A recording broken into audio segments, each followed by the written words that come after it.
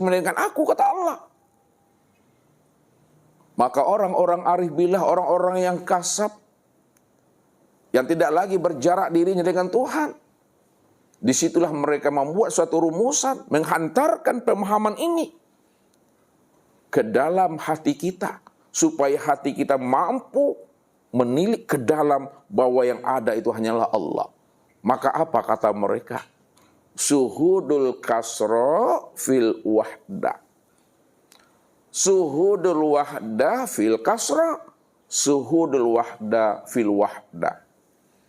Maknanya suhudul kasrah fil wahda. Pandang yang banyak pada yang satu.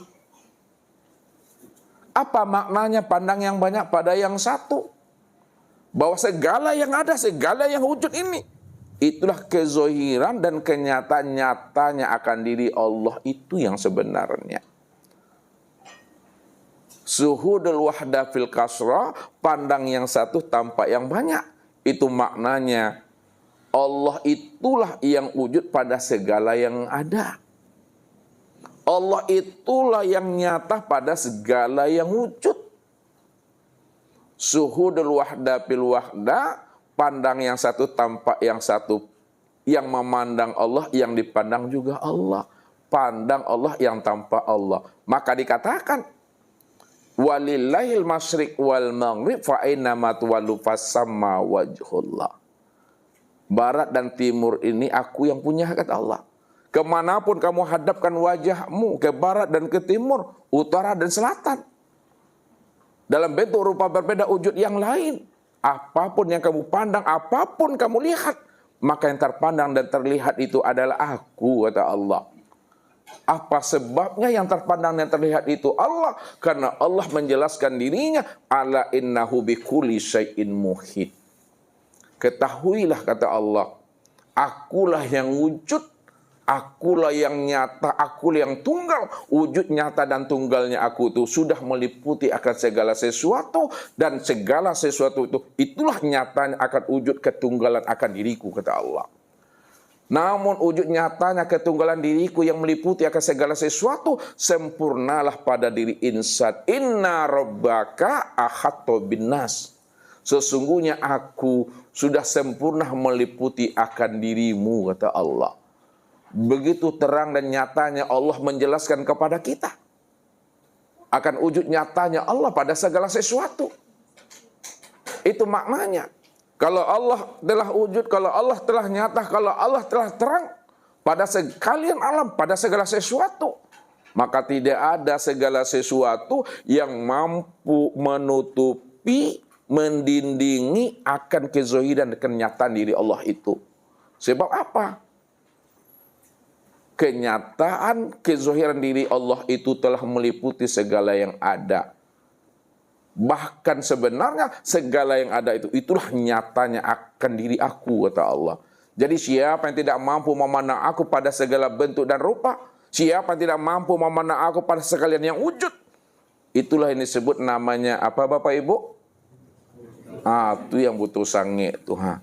Siapa yang tidak mampu memandang kain pada baju ini, itu yang butuh sange tuh.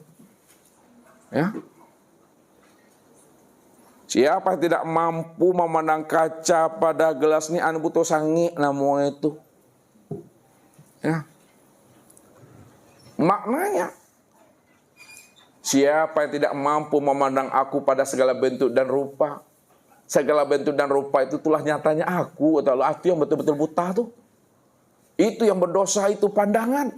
Man nazara ila syai'in malam yarallaha fihi fahuwa batil. Siapa yang memandang kepada sesuatu, tapi dia tidak mampu memandang aku yang sudah nyata pada sesuatu itu.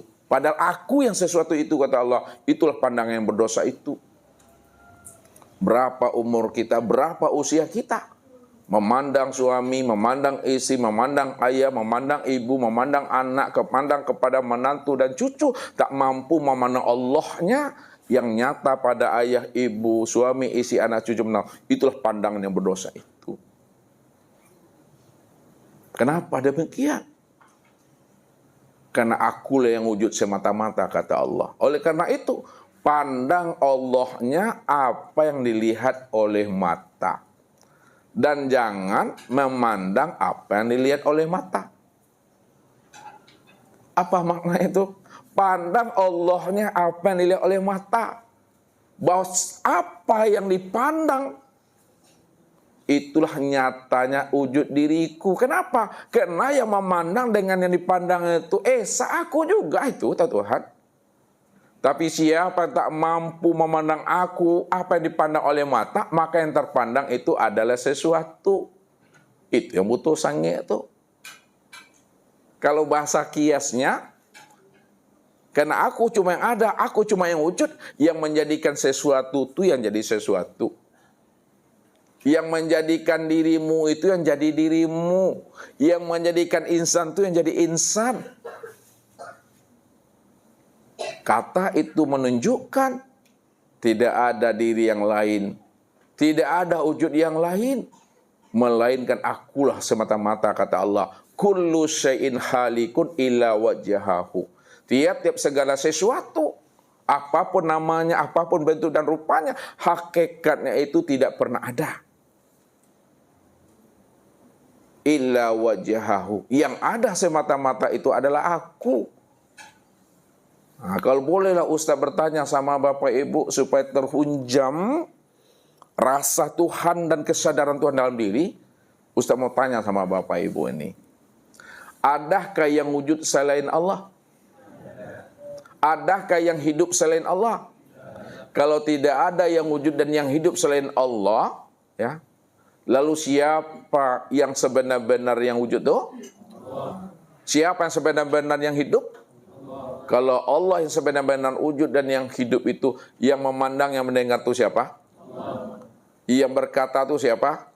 Allah. Kalau Allah sebenar-benarnya, yang wujud, yang hidup, melihat, mendengar, dan berkata, yang mana Allah yang wujud, yang hidup itu Bapak Ibu? Yang mana Pak Azam?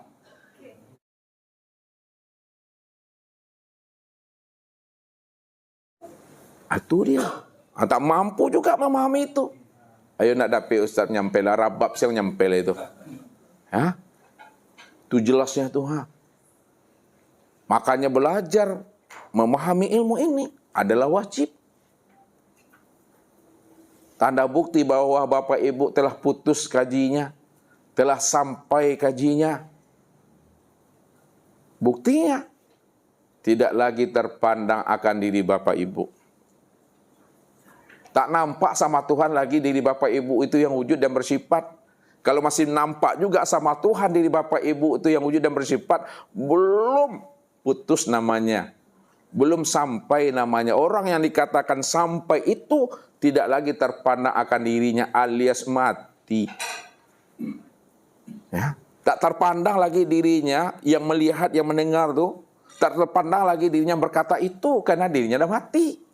Kalau dirinya yang mati, maka yang hidup itu Allah. Maka kesebenarnya mati itu hidup. Yang hidup itu ada aku, kata Allah.